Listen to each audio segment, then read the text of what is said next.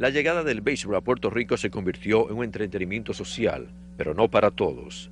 Algunos no lo catalogaban de esta manera, y en una ocasión un periódico publicó que lamentablemente los ciudadanos de la capital invertían su tiempo en la práctica de un entretenimiento zángano.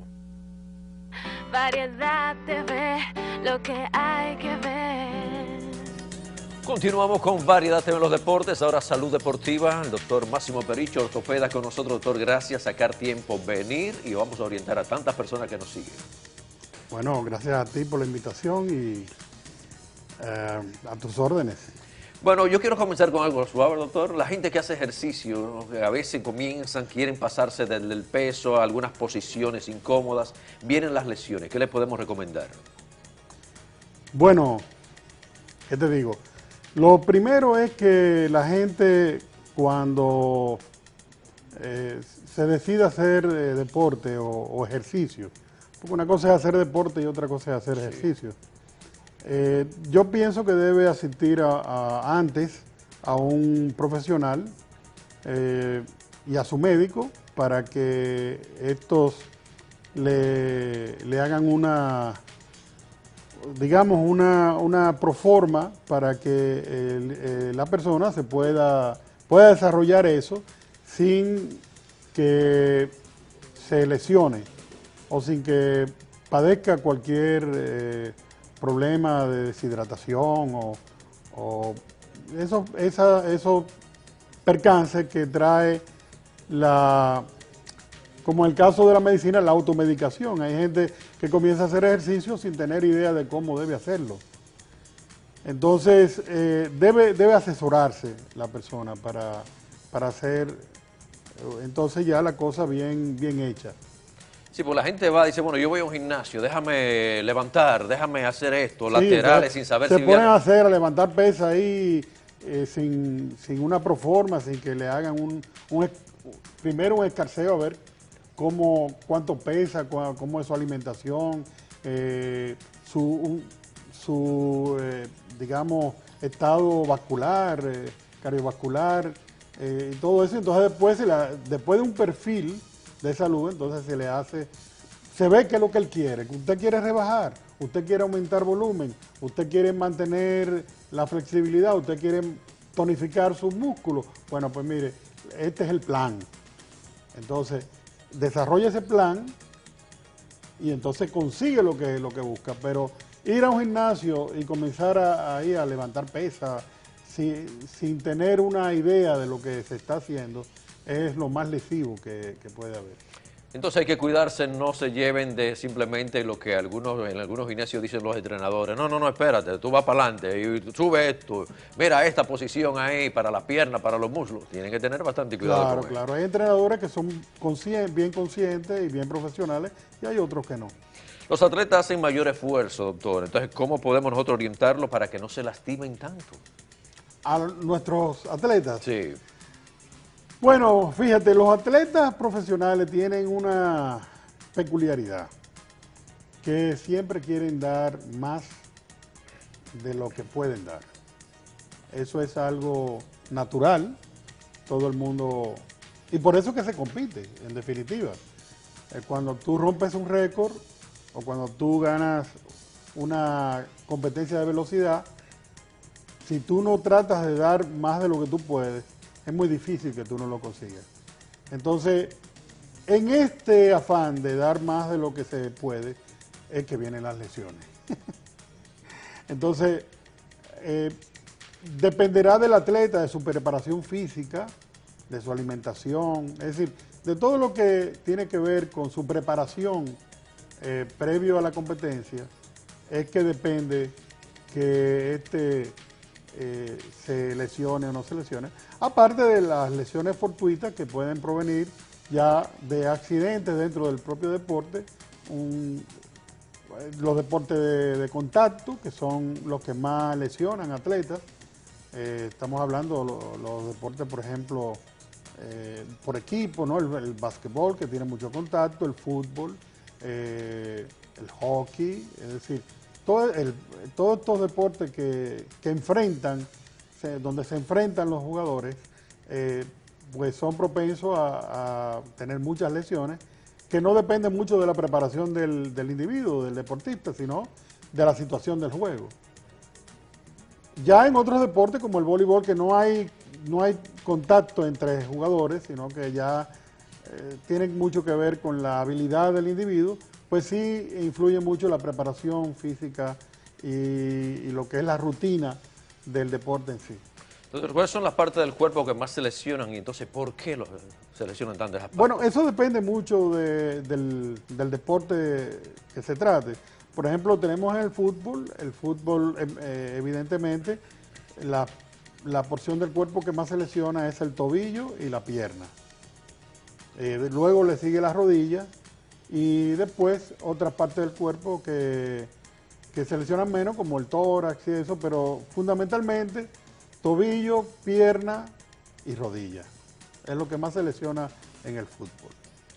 Tenemos, por ejemplo, en el básquetbol, tenemos la rodilla, que es la estructura, la articulación que más se lesiona en el básquetbol, pero también tenemos lesiones del hombro, tenemos lesiones de la cadera y lesiones del tobillo. En el béisbol tenemos una gama, tenemos la columna vertebral, tenemos el hombro, sobre todo dependiendo la posición que juegue el individuo, si es un pitcher, si es un catcher, y un shortstop, hay más propensión de lesiones del hombro.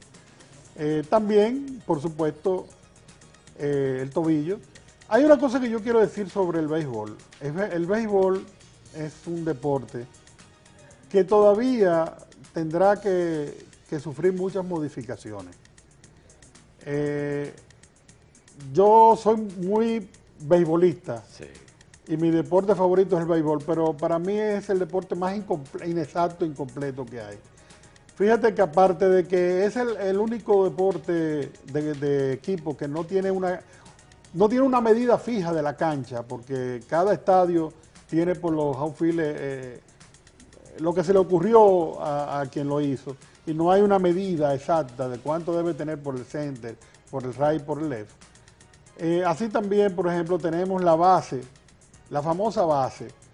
Es una de las estructuras dentro del béisbol que más lesiona a los jugadores, y yo no sé cómo no se han dado cuenta esta gente.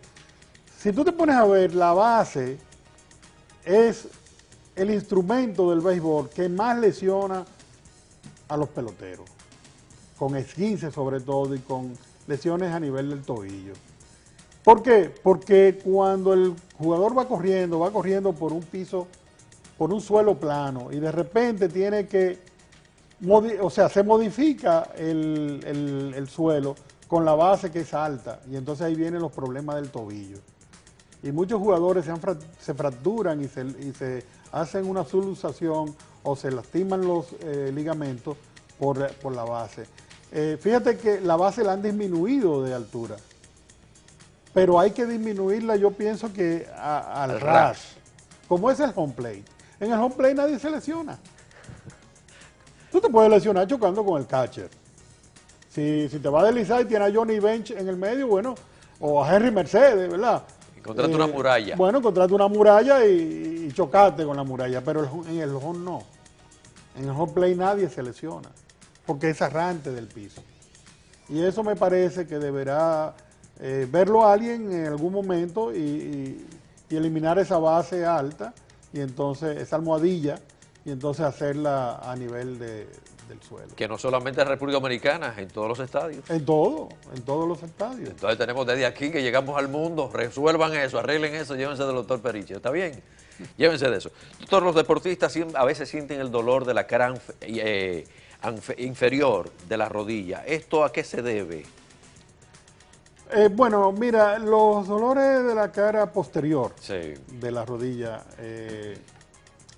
bueno, son dolores que son muchas veces no propiamente de la rodilla, sino de la inserción superior de los gemelos, de los músculos, de los que forman el tendón de Aquiles, que se van a insertar cruzando la rodilla. Y entonces, muchas veces estos se resienten mucho por la fatiga del jugador y duelen.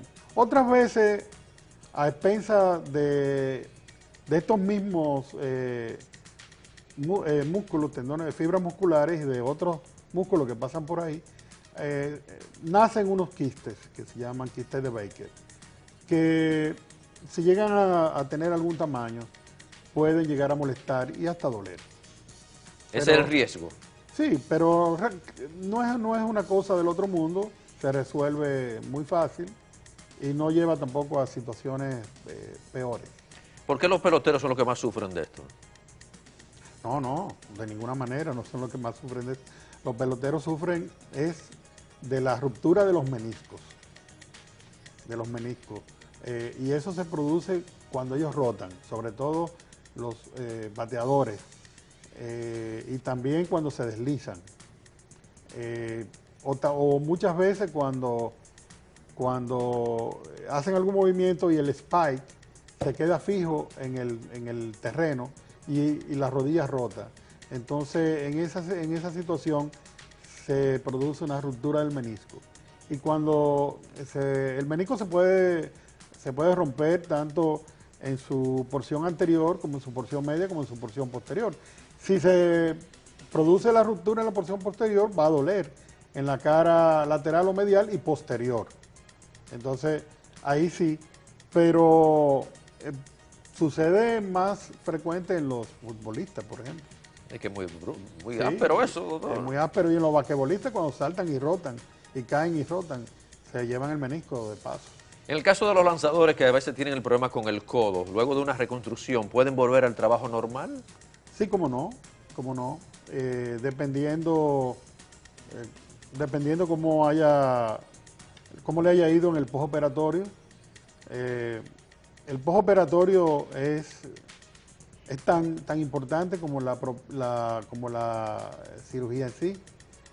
El problema es que muchos jugadores no llevan la pauta que se le ha trazado en el postoperatorio, y entonces unos tardan más, otros tardan menos en reincorporarse, pero por lo general el jugador tiene la misma capacidad de llegar a lanzar a la velocidad anterior. Sin embargo, hay un problema que es mental. Ah, ese temor. Sí. Si el jugador no supera su miedo, no logra alcanzar las cualidades que tenía antes. Y puede ser que tenga un ligamento mejor, porque hablamos de una reconstrucción del ligamento. Y cuando nosotros reconstruimos el ligamento, lo hacemos más fuerte que el original. Sí. O sea que teóricamente él tiene más capacidad porque tiene un ligamento más fuerte. El problema es que no ha superado su miedo. Entonces tenemos que buscar un psicólogo entonces para esa ayuda. Exacto, por eso los equipos de más en más también están acudiendo dentro de su staff de salud un psicólogo. Tenemos que ayudarlo. Esto es Salud Deportiva. Ustedes se quedan con nosotros. Estamos con el doctor Máximo Periche. Volvemos en breve.